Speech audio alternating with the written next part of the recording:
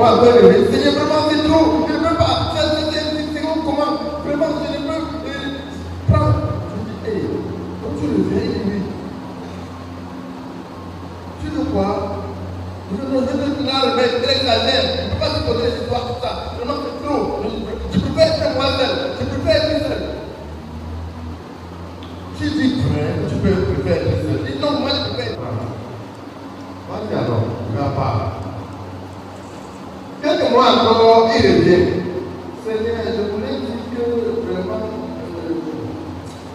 tu n'es pas malade par hasard. Il dit non, tu as pas de problème. Tu réfléchis même bien. Il dit non, je réfléchis bien.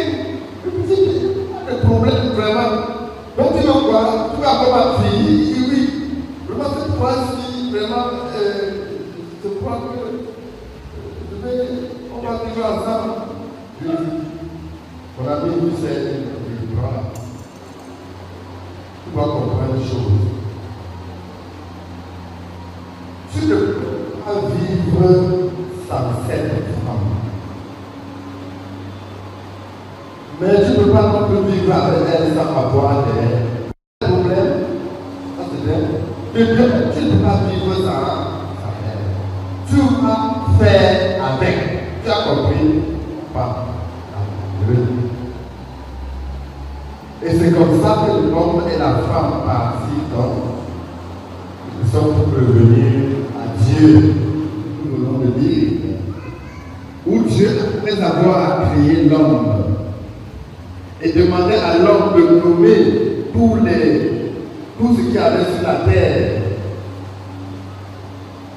Nommer veut dire donner un sens, dire à quoi ça va servir. Donner la méthode d'utilisation. C'est ça nommer. Nommer, c'est nominer. Donner un nom, c'est pour avoir le critère de la personne. Prenant ainsi domination sur l'univers. Dieu dit donc, regardant l'homme qui, ayant tout sur la terre, tous les pouvoirs, Dieu regardait et vit que l'homme n'était pas heureux. Il n'était pas heureux. Et Dieu dit, il n'est pas bon que l'homme soit seul. Il n'est pas bon que l'homme soit seul. Je lui ferai une aide qui lui soit accordée. Moi j'aime la version d'or. La version du second, une aide qui lui soit semblable. La version du second dit une aide, alors la version d'or dit une aide qui lui soit accordée. Accordée. Vous voyez, quand il y a les musiciens, on dit non, le son de sa corde est un jumeau qui n'aime même pas se voir. Mais quand on s'accorde, on est ensemble. Pour dire quoi en fait? Que le mariage c'est un but.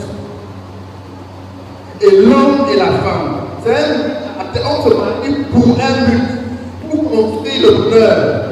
Parce que Dieu dit, il n'est pas bon que l'homme soit seul. Je lui ferai une aide qui lui soit accordée. Accordée pourquoi? Dans quel but? Dans la construction du bonheur. Les deux doivent s'accorder. Quand on dit que deux personnes s'accordent, ça veut dire qu'ils ont un point vers lequel ils sont en train d'entendre, d'évoluer, et ils se sont dit on va marcher comme ça, on va faire ceci, après on va faire cela, après, pour atteindre notre objectif. Un être qui lui soit accordé veut dire on se marie pour construire la vie, pour construire le bonheur. Rappelez-vous que c'est lui qui l'a voulu. Pour cela, recueillez-vous humblement devant lui en méditant les paroles de la première institution. Après avoir créé les cieux et la terre, Dieu créa l'homme à son image. Il les créa homme et femme. Puis Dieu dit en le bénissant, soyez féconds et prolifiques, remplissez la terre et dominez-la. Et sur le site de la jeunesse, Jésus-Christ le confirme avec son autorité souveraine. Comme on l'interrogeait, le Seigneur dit, n'avez-vous pas compris quel est le commencement lorsque Dieu a créé l'homme et la femme? Il a dit, l'homme quittera son père et sa mère, et il s'attachera à sa femme, et les deux deviendront une seule chair. Maintenant, Apollinaire, lui, si vous avez quitté père et mère, vous vous êtes attachés l'un à l'autre pour commencer une histoire nouvelle, celle de votre foyer. Vous avez accepté de marcher désormais ensemble, côte à côte, au milieu du peuple de Dieu. Déclaré, dit devant le peuple de Dieu ici assemblé, ce que vous engagez à vivre étant couple. Apollinaire, un pied à gauche. À gauche. Voilà, un quart de tour, un demi-tour, à gauche encore. Un demi-tour à gauche. Ancienne église, s'il vous plaît. Maman Rosé là. Et puis l'ancienne église là.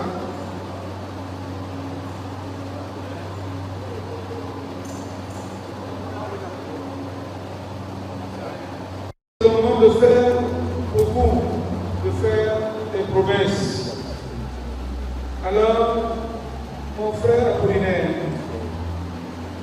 promettez-vous à votre femme de l'aimer, de la respecter et de la protéger, de vivre avec elle dans la vérité, de lui demeurer attaché dans les bons et les mauvais jours, de lui rester fidèle jusqu'à ce que la mort vous sépare. Lui promettez-vous de veiller à ce que vos enfants apprennent à connaître Jésus-Christ. Si tel est votre consentement, vous déclarez haut et fort, oui, je le promets. Oui, Je le promets. je promets devant Dieu. Oui, oui, je le promets. Oui, je le promets. Merci beaucoup. Promettez-vous à votre mari de l'aimer, de le respecter et de le seconder. Seconder, ça veut dire que vous venez après lui. De vivre avec lui dans la vérité, de lui demeurer attaché dans les bons et dans les mauvais jours, de lui rester fidèle jusqu'à ce que la mort vous sépare. Lui promettez-vous de veiller à ce que vos enfants apprennent à connaître Jésus-Christ. Si telle est votre promesse, dites haut et fort, oui, je le promets.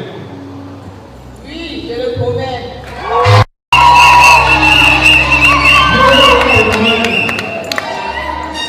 C'est lui qui vous donnera la grâce de tenir vos engagements. Je veux dire, Apollinaire, est-ce que tu peux dire à Louise, en la regardant, Louise, je t'aime. Allez-y. Oui.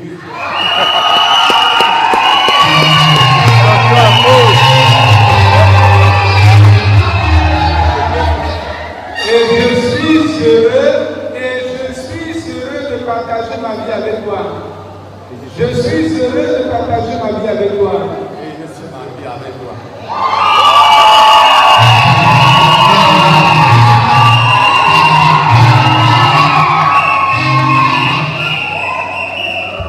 Je te reçois pour femme. Je te reçois pour femme. Et je me donne à toi. Et je me donne à toi. Pour t'aimer fidèlement. Pour t'aimer fidèlement. Tout au long de notre vie. Tout au long de notre vie. Applaudissez pour Apollinaire.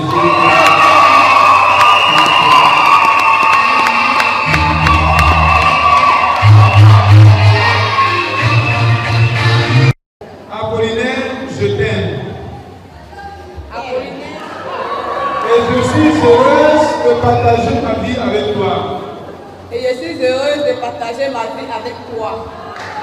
Je te reçois pour mari. Je te reçois pour mari. Et je me donne à toi. Et je me donne à toi. Pour t'aimer fidèlement. Pour t'aimer fidèlement. Tout au long de notre vie. Tout au long de notre vie. Applaudissez pour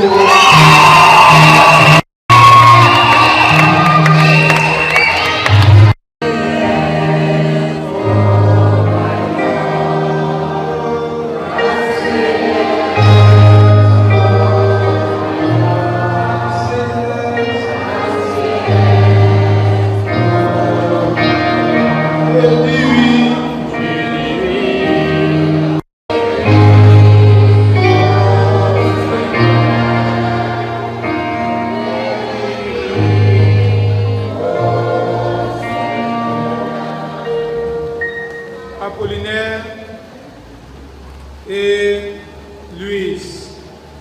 En conséquence de vos promesses et de vos déclarations, vous êtes unis par les liens indissolubles du mariage, que l'homme ne sépare pas ce que Dieu a uni. Amen.